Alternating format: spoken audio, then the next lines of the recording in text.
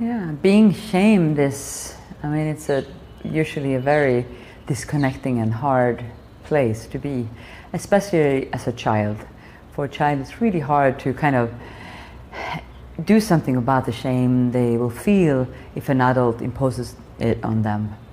But as an adult, I would say we can do a lot when there's shame in connection to the other person.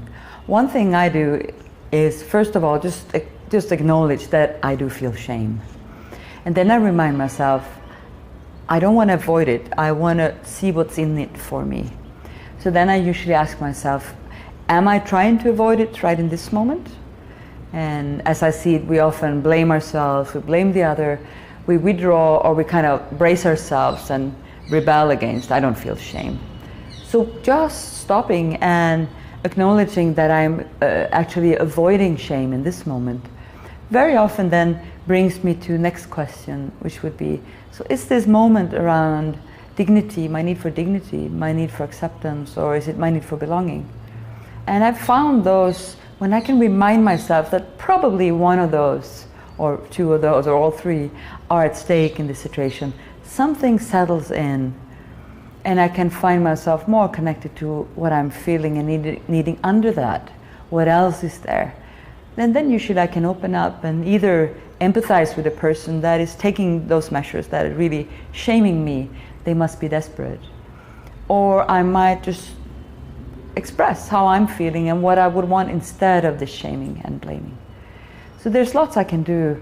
And still I would love for us to find other ways to connect than shaming each other. I don't believe that that is the most efficient way to get our needs met or to connect. Can you say why? Because shame, when we have a shame attack, when someone shames us, or when we do something that we feel shame about, I used to say that it makes us stupid. It makes us really uncreative. It's our whole being goes into protecting ourselves. Our whole being goes into withdrawing and hoping that I will be safe, hoping that I will be taken into the community again, that I will be welcomed into the warmth again.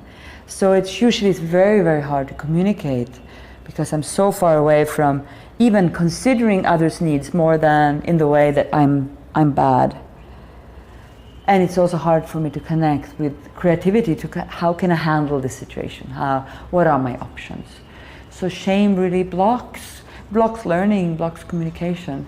So it's not something I want to impose on others. And there is shame enough. We don't need to shame people. There will be shame anyway.